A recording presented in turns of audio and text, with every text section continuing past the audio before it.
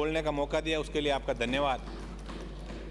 शिक्षा एक इंसान के जीवन का सबसे महत्वपूर्ण आभूषण है। आज आधुनिकता भरी जिंदगी में अपना वजूद कोई बनाए हुए है तो वह है शिक्षा। कहा जाता है कि शिक्षा पर किया गया खर्च हमेशा सूद सहित वापस मिलता है।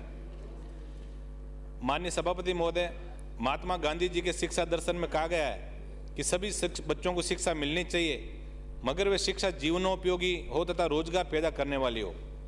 आज जब हम अपने देश में बेरोजगारी की स्थिति देखते हैं तो निश्चय इस शिक्षा व्यवस्था पर सवाल उठेंगे।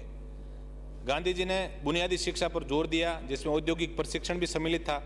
इस तरह बच्चा 10वीं तक पढ़ते पढ़ते किसी हस्तकौशल में निपुण बन जाता तथा ये बेरोजगारी की समस्या से मुक्ति दिलाने वाला कारगर उपाय था। माननीय सभापति महोदय, सुबह से बहुत ही महत्वपूर्ण विषय पर चर्चा आज हो रही है और पक्ष और विपक्ष के सभी माननीय सदस्यों ने अपनी अपनी बात भी कही। अभी चोटन से आने वाले माननीय विधायक महोदय ने कहा कि विपक्ष के लोग आपका ये परम दायित्व है निंदा करना, लेकिन हम निंदा नहीं करते। हम बिल्कुल अच्छे काम के लिए धन्यवाद भी देंगे। मुख्यमंत्री जी ने यदि अच्छे काम किए बजट के अंदर तो उसके लिए धन्यवाद। माननीय उच्च शिक्षा मंत्री जी भी बैठे हैं। मेरे इलाके में भी आपने पिछले बजट में कॉलेजों की घोषणा की थी, 2 कन्या महाविद्यालय खोले, उसके लिए मैं धन्यवाद आपको दूंगा। लेकिन विडंबना इस बात की है कि 5 लाख के अंदर जो कन्या महाविद्यालय खुला उसके लिए एक भी पद भरा हुआ नहीं है। सारा का सारा वो जो है वो विद्या संबल योजना के लोग उसको चला रहे हैं। तो सिर्फ निंदा करना हमारा कर्तव्य नहीं है। हम लोग आपको जरूर कोई न कोई ऐसी बात बताएंगे। माननीय जो विपक्ष के सदस्य जो आए हैं वो लोग आपको कोई बात बताएंगे और हम तो सिर्फ इस सदन के अंदर बताते हैं। बाकी देश का मीडिया जो चौथा स्तंभ भी लोकतंत्र का है वो बार बार आपको और हम सबको और आम जनता को भी बातें बताता रहता है क्या आमूलचूल परिवर्तन होने चाहिए, शिक्षा पद्धति के अंदर क्या परिवर्तन हो। माननीय कई विधायकों ने बहुत अच्छे अच्छे सुझाव आपको दिए। मैं दैनिक भास्कर में बहुत बड़ी खबर छपी कि भर्ती की परीक्षा, भर्तियां निकालने में बीता 2022 19 बड़ी भर्तियां निकाली, 95,184 युवाओं को नौकरी मिलनी थी, किसी को भी नहीं मिली। इससे बड़ी विडंबना की बात हमारे लिए हो नहीं सकती। माननीय सभापति महोदय, आज इस प्रदेश का इतिहास यदि हम उठा के देखें तो जब तक प्राथमिक शिक्षा और प्राथमिक चिकित्सा को हम ठोस नहीं बनाएंगे, क्योंकि नींव के पत्थर है दोनों, और इन दोनों को यदि हम मजबूत नहीं बनाएंगे तो उस पर सुंदर इमारत जैसी हम सब की कल्पना है उस इमारत को हम सही साकार रूप नहीं दे पाएंगे। और ये हकीकत बात है कि भर्तियों के अंदर जो घोटाले हुए, रेट की बात करें चाहे सेकंड ग्रेड की बात करें, और आज अब तो ये तय हो गया कि यदि कोई भर्ती के अंदर, मेरे हिसाब से तो पेपर आउट होना आम बात हो गया। और ये हम सब जनप्रतिनिधियों की भी नैतिक कर्तव्य है कि हम सब मिलके एक पार्टी की विचारधाराओं से ऊपर उठ के ऐसे कानून बने जो छात्र पढ़ लिख के और ईमानदारी से जो आगे बढ़ना चाहता है उसको इस चीज़ का अवसर भी मिले, क्योंकि ये उसका मौलिक अधिकार है। आज यदि शिक्षा विभाग की बात करें तो मैं मेरे नागौर जिले की बात करूंगा। और ये हकीकत बात है कि सत्ता के अंदर परिवर्तन, एक बार भारतीय जनता पार्टी की सत्ता आती है और दूसरी बार कांग्रेस की सत्ता आती है। ये हमारे राजस्थान का आज तक का इतिहास रहा। किसी ने आज तक सरकार रिपीट नहीं की। और उसमें सबसे बड़ी भूमिका की यदि हम अध्ययन करें तो चिकित्सा और शिक्षा मंत्रियों के कार्यकलापों के कारण ही सरकारों को विपक्ष के अंदर बैठना पड़ा। माननीय शिक्षा मंत्री जी, आप विराजमान हैं, इस बात को आप अन्यथा नहीं लें। समय रहते यदि इसके अंदर आपने कोई आमूलचूल परिवर्तन किए तो निश्चित रूप से आपके पक्ष के जो विधायक है जो कहते हैं हम फिर से सत्ता पे काबिज होंगे, हो सकता है कि आपका सपना साकार हो जाए। तो मैं आपसे जरूर निवेदन करूंगा इस बात को अन्यथा नहीं लें। आज यदि मैं नागौर जिले की बात करता हूं तो 22,791 पदों में से 5,120 पद नागौर जिले के अंदर अध्यापक और विभिन्न जो लेवल के पद हैं उनके अंदर 5,120 पद खाली हैं। माननीय सभापति महोदय, बहुत बड़ी खबर बीकानेर की बात बता रहा हूं, जहां से माननीय मंत्री जी आते हैं कि अलमारी में बंद लाखों पुस्तकों को चाट रही दीमक, सार संभाल करने वाला कोई नहीं। राज्य के 75% स्कूलों में लाइब्रेरियन के पद ही नहीं।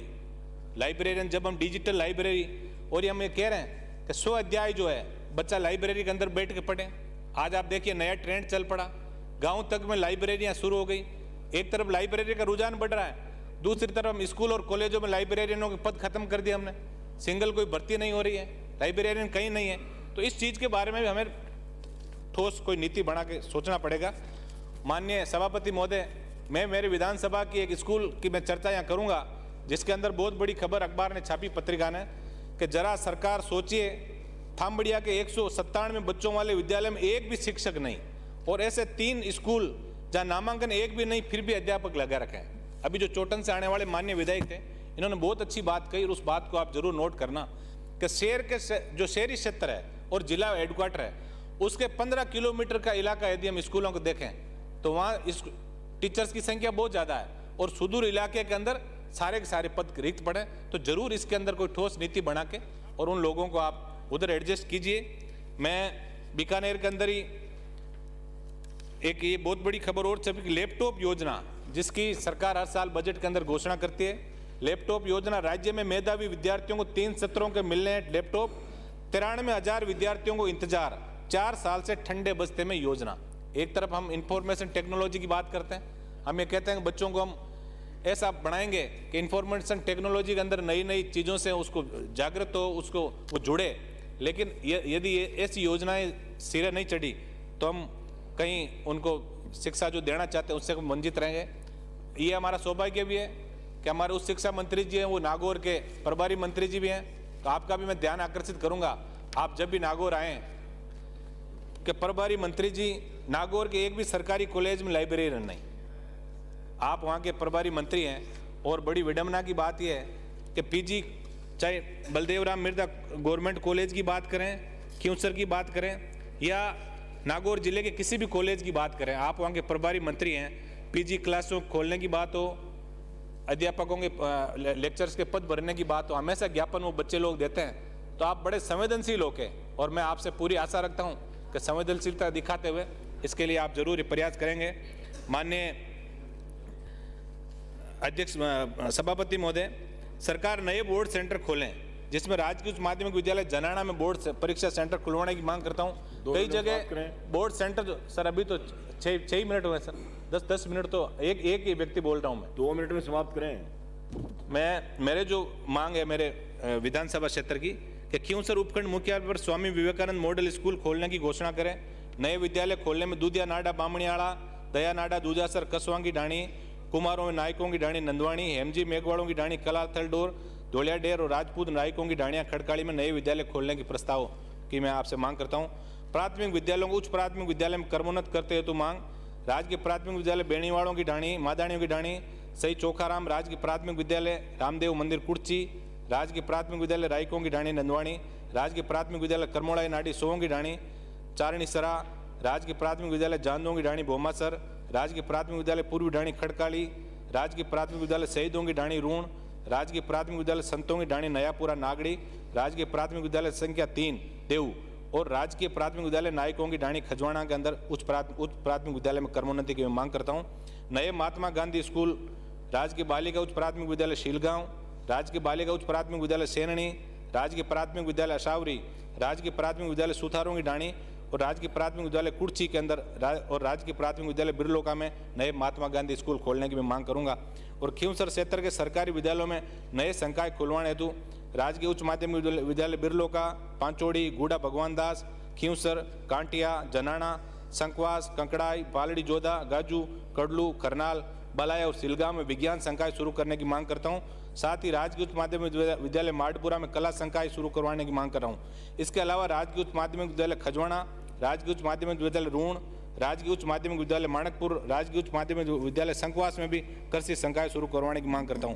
मैं उस शिक्षा मंत्री जी से मांग करूंगा कि हमारे खजवाड़ा के अंदर नया कॉलेज की भी आप जब उत्तर दें माननीय मुख्यमंत्री जी, तो खजवाड़ा के अंदर हम कॉलेज की मांग करते हैं। और मेड़ता विधानसभा क्षेत्र के रिया बड़ी कस्बे के कहीं 30, 35, 40 किलोमीटर में कोई कॉलेज नहीं है, वहाँ भी आप कॉलेज की मांग स्वीकृति जारी करावें।